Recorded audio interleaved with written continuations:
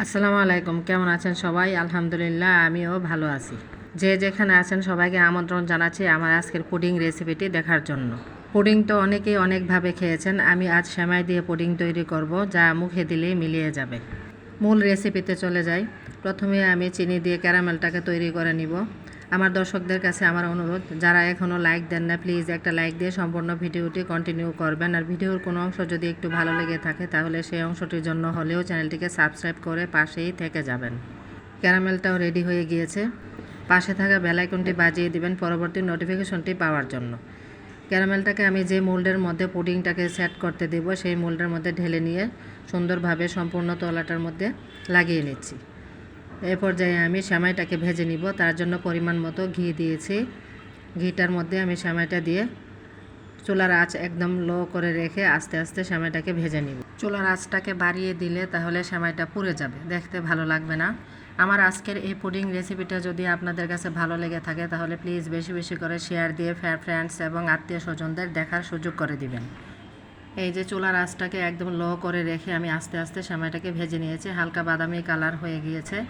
সেমাইটাকে আমি চুলা থেকে নামিয়ে নিচ্ছি। ক্যারামেলটাও ঠান্ডা হয়ে সেট হয়ে গিয়েছে। এবার ক্যারামেলের উপর গরম গরম সেমাইটাকে ঢেলে দিয়ে ঠান্ডা করে ফ্রিজে রেখে দিব 30 মিনিটের জন্য, যাতে সেমাইটা সুন্দর মতো সেট হয়ে যেতে পারে। সেমাইটাকে ফ্রিজে রেখে ঠান্ডা করে সেট করে নিলে তাহলে দুধ এবং ডিমের মিশ্রণটা ঢেলে দেওয়ার সময় সেমাইটা আর উপরে উঠে আসবে না। স্প্যাচুলাটার সাহায্যে আমি আস্তে আস্তে চেপে চেপে সমান করে দিয়েছি। 1 কেজি দুধের জন্য আমি 3টা ডিম নিয়েছি। ডিমটাকে ভালো মতো আমি একটা কাঁটা চামচ দিয়ে ভালোভাবে ডিমটাকে ফেটিয়ে নিচ্ছি। আমি আমার স্বাদ অনুযায়ী চিনিটা এখানে দিয়েছি। মানে 1 কেজি দুধ ও 3টা ডিমের জন্য 1 কাপের চেয়ে সামান্য কম হবে চিনিটা দিয়েছি। আপনারা আপনাদের স্বাদ অনুযায়ী চিনিটা বাড়িয়ে কমিয়ে নিতে পারেন। এবার ডিমের সাথে চিনিটাকে ভালো মতো মিশিয়ে নেব, যাতে করে চিনিটা ঠিক মতো গলে যায়। 1 কেজি গরুর দুধকে চুলায় ভালোভাবে জাল করে নিয়ে হাফ কেজি করে ঠান্ডা করে নিয়েছি। তারপর আমি ডিমের মিশ্রণটাকে দুধের মধ্যে ঢেলে দিয়ে আবারও মিশিয়ে নিচ্ছি। এখন আমি পরিমাণ মতো ভ্যানিলা এসেন্স দিয়েছি, যাতে করে ডিমের কাঁচা গন্ধটা না থাকে। আপনারা চাইলে এখানে ভ্যানিলা এসেন্সের পরিবর্তে লেবুর রসটাকেও ব্যবহার করতে পারেন। এবার সম্পূর্ণ মিশ্রণটাকে ভালোভাবে মিশিয়ে নিয়ে একটা স্ট্রেনারের সাহায্যে ছেঁকে নিব। পুডিং তৈরি করার সময় অবশ্যই মিশ্রণটাকে ছেঁকে নিতে হবে। মিশ্রণটাকে ছেঁকে নিলে ডিমের কোনো অংশ আর দলা পেকে থাকবে না, সব দিকে একদম মসৃণ হয়ে যাবে। চুলায় একটা সসপ্যান বসিয়ে পরিমাণ মতো পানি দিয়ে আমি একটা স্ট্যান্ড বসিয়ে দিয়েছি। ওইদিকে পানিটা বলক চলে আসুক, এই ফাঁকে আমি মোল্ডের মধ্যে মিশ্রণটাকে ঢেলে দিই। প্রথমে কাপ দিয়ে আস্তে আস্তে দিয়েছি, কারণ সেমাইটা যাতে উপরে উঠে না আসে। এখন আমি বাকি মিশ্রণটাকে ঢেলে দিব। এই পুডিংটা দেখতে যেমন সুন্দর হয়, খেতেও হয় অসাধারণ মজা, মুখে দেওয়ার সাথে সাথেই মিলিয়ে যায়। আপনারাও একবার ট্রাই করে দেখবেন, ফ্যামিলির সবাই মজা করে খাবে। সম্পূর্ণ মিশ্রণটাকে আমি আস্তে আস্তে এভাবে ঢেলে দিয়েছি। আর চুলায় যে সসপ্যানটার মধ্যে পানি বসিয়েছিলাম, পানিটাও বলক চলে আসছে। এ পর্যায়ে মোল্ডটাকে আমি সসপ্যানের ভিতর বসিয়ে দিয়ে একটা স্টিলের পিরিচের সাহায্যে ঢেকে দিব, যাতে করে ভাপের পানিটা পুডিংয়ের উপরে পড়তে না পারে। যাই হোক, এবার ঢাকনা দিয়ে ঢেকে দিব 30 মিনিটের জন্য। 25 থেকে 30 মিনিটের মধ্যেই পুডিংটা হয়ে যাবে। এবার একটা টুথপিকের সাহায্যে আমি চেক করে নেব যে পুডিংটা সিদ্ধ হয়েছে কিনা।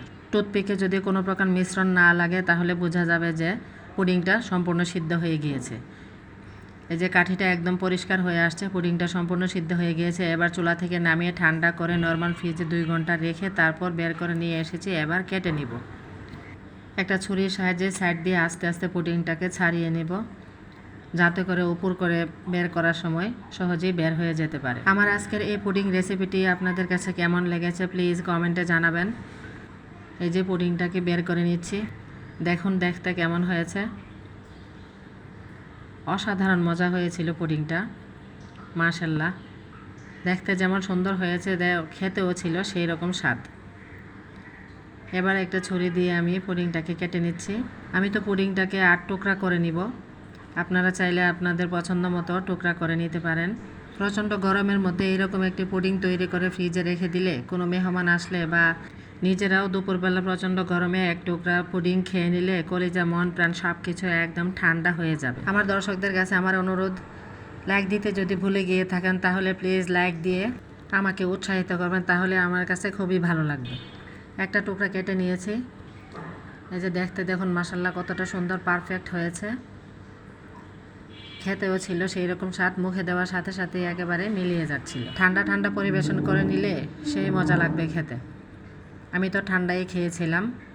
যাই হোক, দোয়া করি সবাই ভালো থাকুন, সুস্থ থাকুন। আবার কথা হবে পরবর্তীতে অন্য কোনো নতুন ভিডিওতে। এতক্ষণ ধরে ধৈর্য ধরে আমার ভিডিওটি দেখার জন্য সবাইকে ধন্যবাদ। আল্লাহ হাফেজ।